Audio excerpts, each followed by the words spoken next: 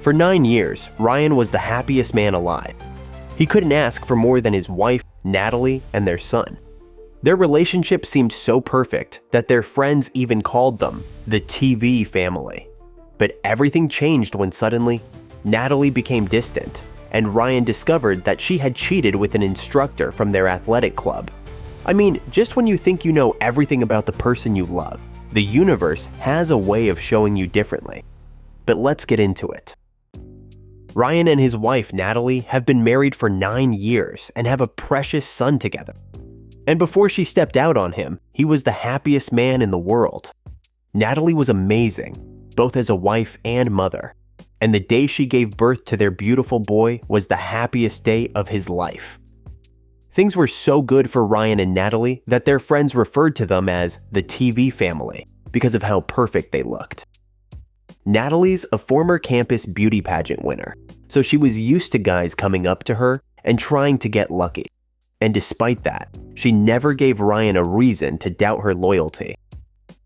One day, Natalie started acting strange, and while she was normal with their son, when it came to Ryan, she was annoyed and dismissive. Ryan didn't like this one bit, so he tried to talk things out with Natalie. But in response to that, she'd just yell at him. When he tried to fix things by being affectionate, she immediately rejected him. At one point, things were so bad between them that they had to send their son to Ryan's parents so he and Natalie could have a real chat. And it was during that chat that she told Ryan she cheated on him.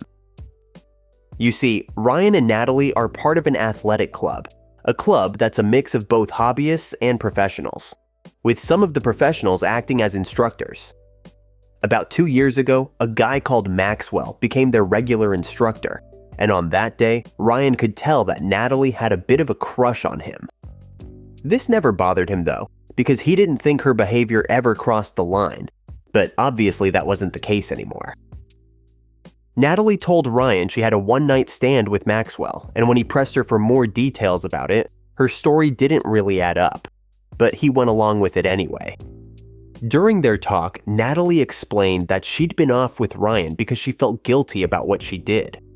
On the following Monday, when Natalie went to work and put their son in daycare, Ryan decided to take sick leave, and he used this time to carry out his investigation. Natalie had been using an app to chat with Maxwell, and it was an app Ryan was familiar with. He knew that the app used local data storage, and if Natalie deleted any messages, they'd still be on their PC. Ryan was in detective mode, and when he logged into the computer, he found Natalie's text conversations with Maxwell. And I'm betting that they had way more than a one-night stand. It's never a one-night stand when it's with someone you know. Well, what he found were explicit messages, photos, and videos, all of which made him sick to his stomach.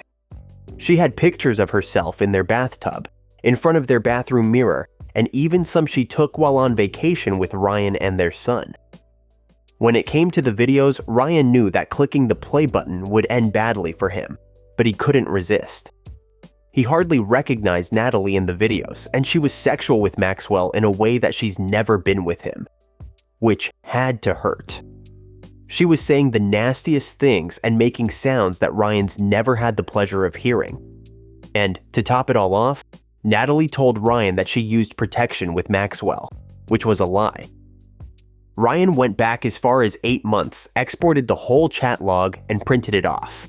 His mind was racing, and he was having the darkest thoughts, which is understandable, seeing as his whole world was just blown up. Even though Natalie said she only had a one-night stand with Maxwell, and that she was the one to end things, certain messages proved otherwise. Why are you trying to end things with me? Because I met someone else, and I want to get serious with her. Can't we still keep our thing going? Please. I said that I can't. Fuck you then. Look, if you keep bothering me about this, I'll send all the pictures and videos to your husband. These messages made Ryan think Natalie was lying when she felt guilty about cheating on him. And now he believed she was off with him because Maxwell broke things off with her. The entirety of their chat went back a whole year, and throughout all of it, they never talked about Ryan. All they did was set up dates, flirt, and, enjoy a bit of sexy talk. I can't imagine how much this must have been eating him up inside. It just goes to show that you never really know what your partner's getting up to. Trust me, I hear you. Anyway, Natalie's a foreign national, so she didn't have any family where they live. But while she was at work, Ryan packed his bags, sent her a message, letting her know that he knew the truth, and then went to his parents' place. Later on, Natalie begged Ryan to come home, saying she was sorry and that their son was asking for him. This obviously devastated Ryan because he loved his family. They were everything to him, and he struggled to understand why Natalie did what she did. The question is, though, did he really break things off? We don't know. He was thinking about getting a divorce, but if he does, he's worried that his wife might get sent home along with his son. But at the same time, he doesn't want to look weak for taking her back. In any case, it never ceases to amaze me how when cheaters get caught, they'll beg and plead for forgiveness. But where was that energy when they were stabbing their partner in the back? In situations like Ryan's, things are even worse, because if the other guy wanted his wife, she'd still be with him. So in reality, he's nothing more than a backup, a safety net, until something better comes along. Back in November of 2023, today's OP, Melissa, got her fiancé a job at a hotel working with her brother Damien, but after that, her fiancé became distant. First, Melissa thought it was due to his depression, but then she saw that in his search history, he'd been on a dating site. When she confronted her fiancé, he told her that he only used dating sites for validation, but that wasn't the last time he'd set off her alarm bells. While all this was going on, there was a hotel manager who was secretly dating Melissa's brother, and when she noticed that this manager and her fiancé were getting close, she had to do something about it. I won't lie to you. I'm lost already. Yeah, it's a lot, but I'll catch you up. Back in November of 2023, Melissa got her fiancé a job working at a hotel as a maintenance guy with her brother Damien. Just a month later, Paul, Melissa's fiancé, became very distant with her, but at the time, she thought he was going through another bout of depression. The thing is, the distance Paul had put between them didn't get better, so Melissa decided to take action and looked through his search history. While looking through his computer, she saw that he'd been on a dating site, and it wasn't the first time he went out looking for validation from other women. Paul said that he never messaged anyone. He just liked it when someone matched with him because it made him feel good. When Melissa confronted Paul about this, he didn't seem like he wanted to fight for their relationship anymore, so she gave him the option to leave. Paul and Melissa had a 7-month-old son together, and if Paul chose to leave, Melissa said she'd make sure he had full access to their kid, which made Paul change his tune, and he reassured Melissa that he'd be better in future. For the first time, Paul opened up to Melissa about why he was suffering from depression, and it was due to a miscarriage she had back in 2022. The loss was very traumatic for them, almost costing Melissa her life, and now that he was opening up about this, Melissa thought their relationship could be saved. Unfortunately for her though, when we got to January of 2024, nothing had really changed in their relationship. Paul was still being distant, their sex life was dead, and the day before her birthday, Melissa caught Paul messaging Jen. What are you guys talking about? Oh, it's nothing. Jen's just complaining to me about the guys who own the hotel. For some reason, she feels like she's being too demanding. On her birthday, while standing in front of Paul, Melissa was on his phone because she was having issues sending messages to her mom, so she wanted to see if her texts were going through. While she was on his phone, she noticed that he deleted the conversation he had with Jen. If there's nothing going on between you and Jen, why have you deleted your conversation with her? Because I knew you'd ask me about it, but I swear on our son's life that there was nothing questionable about our messages. That's such a load of nonsense. If there was nothing to find, why delete the messages? Trust me, you're not alone in thinking that. Anyway, remember Melissa's brother Damien, who was secretly dating Jen? Well, he felt threatened by Paul and had constant thoughts about him stealing her away. He was so anxious about it that he started self-harming and drinking. And even though Paul nor Jen gave him any reason to think something was up, he couldn't shake the feeling. Due to the fact that Melissa trusted Paul, she defended him, and even though she was putting herself on the line for him, Paul wasn't giving her any attention or affection at all. So you kind of have to wonder, what was she even fighting for at this point? A week before this cheating story was shared on Reddit, it was Paul's birthday, but he and Melissa had just moved into an unfurnished place, so she didn't have any extra cash to spend on gifts. To make up for it though, she handmade him a card with the help of their son, doing whatever she could to make the day special. A few days after this, Paul was at work and sent Melissa a video of the gifts he received from the other hotel staff. They'd got him some expensive perfume and 2 designer shirts, all of which confused Melissa, and she had a hunch that these gifts were actually from Jen. Unlike the other staff members, Jen had a lot of money in her savings.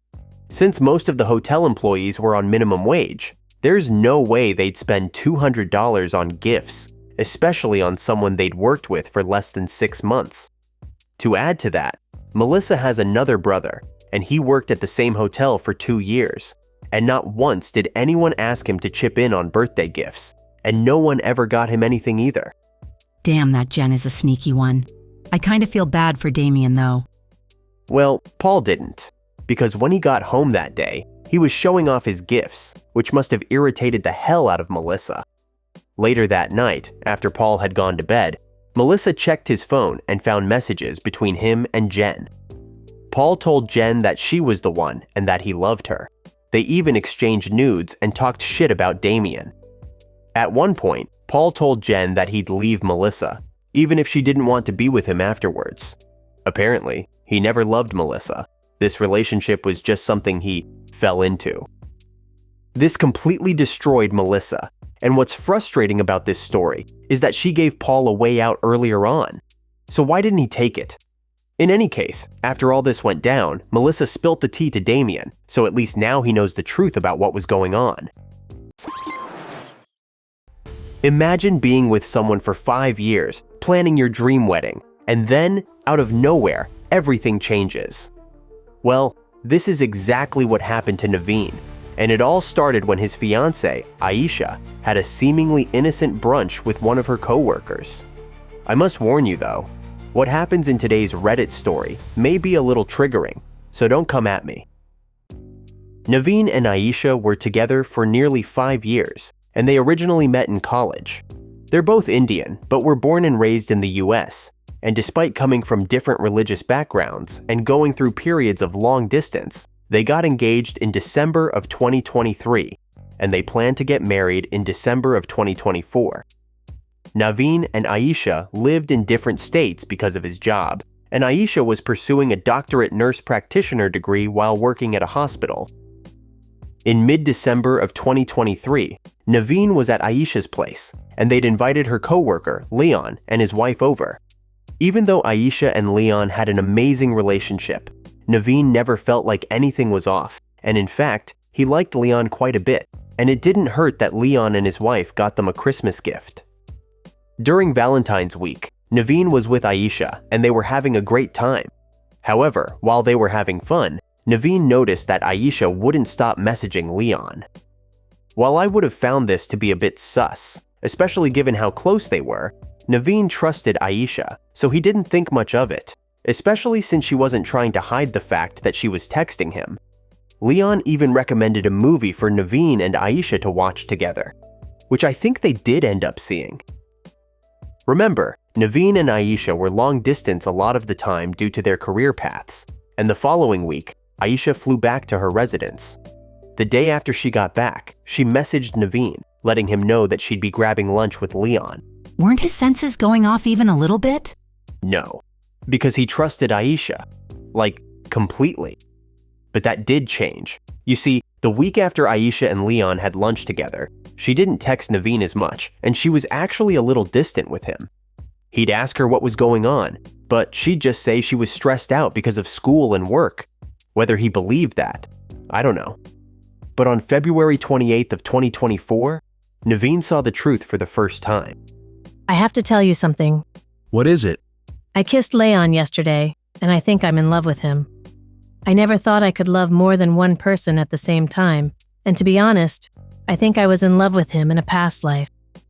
When we had brunch, he told me how he felt, and I feel the same.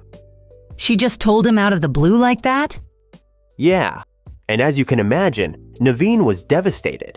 But everything that happened since Aisha and Leon had lunch together was starting to make sense. So, what happened? How did it happen? Tell me. It happened last night, and it was very sudden. After me and you spoke on the phone, Leon texted me, saying that he wanted to talk in person about something. So we met at a bar. When I got there, we started talking about our friendship and how we felt. It's been pretty tough since then because we've both had to deal with the consequences of what we did. So what? Did you sleep with him too? No, the bathroom wasn't working at the bar, and Leon really had to go, so I invited him to mine. But we only kissed, I swear. It was hell after that, though, because his wife was tracking his location, so we kinda got into it. And it didn't go down well when he said he was in love with me in front of her. That's crazy. He said that in front of his wife? Yeah, I guess Leon was pretty serious about Aisha. After this whole thing, though, Aisha broke things off with Leon and told Naveen all about how much she loved him. This was a little too much for Naveen, though, so he let Aisha know that he needed a few days, and during that time, he didn't text her much at all. To make things a little more complicated, Naveen and Aisha had a venue booked for their wedding, which was supposed to take place in December of 2024.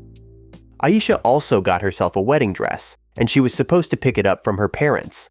But seeing how things were going in her relationship, she wasn't in the mood and decided not to go. Aisha's family thought she was behaving strangely, so they decided to take a road trip and drove all the way to her place to find out what was going on. In the meantime, Naveen was still in the middle of processing what happened, and in the end, he thought his relationship with Aisha was salvageable, due to the fact that Aisha said she only kissed Leon and had completely broken things off with him. Naveen wanted to give their relationship another shot. If this was going to work, though, they'd have to do couples counseling and put a pause on their wedding. Babe, we need to put a pause on the wedding plans for now. I agree, but honestly, I think we should call the whole thing off. Why? You know why. You had sex with him, didn't you? Yeah, I did. Hearing this caused Naveen to fall to his knees, and his relationship with Aisha came to an end. They didn't completely cut ties with each other, though, because Aisha wanted to be in limited contact with Naveen. Why? She just broke up with him. What could they possibly have to talk about? Usually, when this sort of thing happens, it's because the cheater's not entirely sure that things will work out with the new person. It's a way to keep the door open so they can reconcile if necessary. Naveen agreed to stay in touch with Aisha because he didn't want her to feel isolated, and since she'd cut off all contact with Leon, he was okay with maintaining some form of relationship. Naveen's parents visited him after he told them what happened, and while they were sad for him, they were also relieved because of their religious differences. Naveen was raised Christian and Aisha was Hindu.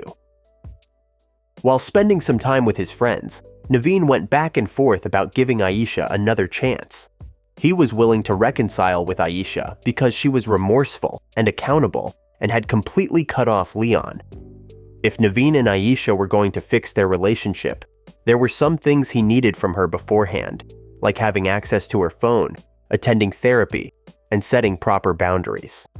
Naveen and Aisha set a time for them to talk about how they could work things out over the phone. 2 nights before his scheduled call with Aisha, Naveen told his parents about how he wanted to work things out with her. Getting back together with Aisha would be a mistake. I think we can work this out. She completely cut Leon off, and the only thing they did was kiss. Cut him off? When? You do know that me and Aisha's mom talk sometimes? So? Well, she told me Leon was at Aisha's apartment when she went over there to have a chat with her. Naveen couldn't believe what he heard. I mean, didn't Aisha say she'd stop talking to Leon? He sent Aisha a message later that night because he had to know the truth. Is Leon living with you? Why are you asking that?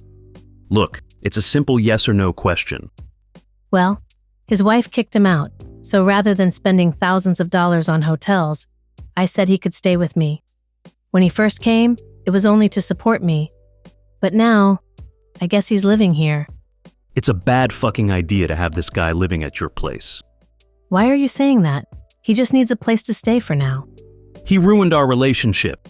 But I ruined him and his wife. I wanted to talk to you because I wanted to reconcile. But after you kept this hidden from me, I'm reconsidering. Even if I did want to work on us, it wouldn't be like before. It doesn't matter now, and don't bother calling me again if Leon's still going to be at your place. Please don't say that. Even though Naveen wanted closure from this whole thing, there was no way he'd believe anything Aisha told him moving forward. Aisha acknowledged that she messed up, but said things got out of hand because she was in love with Leon. Given everything that happened, Naveen felt terribly disrespected, and since they had that conversation, they haven't uttered a single word to each other. I don't know why, but I think Leon and Aisha were sleeping with each other long before she came forward. For Leon's wife to start tracking his phone, she must have sensed or seen something, and to then show up at the house means she was at the end of her rope. While long-distance relationships can enjoy success, they're doomed to fail when people don't set boundaries with others, especially co-workers. Co-workers are dangerous to people in relationships because you see and talk with them almost every day. If you're with someone who doesn't accept or recognize the potential risks of getting too close to people you work with, they're not a safe partner. In today's Reddit cheating story, Jeremy thought he'd met the woman he'd spend the rest of his life with. And even though she was a little rough around the edges, he loved her. Unfortunately though, it all came crashing down when he found out she cheated, was sending nudes to other guys, and was potentially running an OF account. But let's get into it. Meet Jeremy, a 30-year-old single father who was with his ex, Fiona, for 6 years, who he got engaged to after a year of being together. Throughout her whole life, Fiona had never worked, lived in government housing, and had been under income assistance. Growing up though, Fiona had it pretty rough, and in Jeremy's eyes, she was now doing pretty well for herself. Which I won't lie, kind of confused me when I was reading his story because he'd just said she'd never had a job. But I don't know, maybe he meant she was doing well in the mental sense. Anyway, when he met Fiona, he saw the love and passion she had for her kids, and even though she was a little rough around the edges, she gave him a lot of hope and trust. Her motherly skills and her ability to make it through the rough times in her life were inspiring to him, which is fair enough. But if you're going to start building a life with someone who's been through any kind of trauma, you should make sure they're healed from it before it bites you in the ass. When Jeremy and Fiona first met, she was living in a rural area, but Jeremy, he was from the city, a place he was getting pretty tired of. He fell in love with Fiona hard and had a soft spot for her 2 daughters, so moving almost 600 miles away to be closer to them was a no-brainer. So, what about their dad? Wasn't he around? No, he wasn't, and had been in and out of jail throughout their whole lives. Fiona even had a restraining order against him, which for me was a massive red flag. If I were in Jeremy's shoes, I'd be very mindful about whatever it is I'm stepping into, because whatever Fiona's issue is with the father of her kids will naturally become my issue too. Also, the kind of person she chose to have children with sort of speaks to her character, at least in my opinion. If the father of her children is someone who's constantly in and out of jail, what sort of crimes is he committing? Why didn't she set better standards for herself? What risks come with being attached to someone like this? This is what I'd be thinking to myself. Calm down there. This isn't your story. It's Jeremy's. I know. Anyway, when Jeremy entered the picture, Fiona's daughters were 1 and 3 years old, and ever since that day, he raised them as his own, becoming the father they needed. He was able to move them out of government housing and into an apartment, and then eventually into a house. But eventually, his work started to dry up because of where they were living, and since he was the only one providing, he had a tough decision to make. They could either stay in the rural area where life was much simpler, but risk losing everything, or move back to the city where there was loads of work. In the end, they moved to the city, but once they got there, things started to fall apart.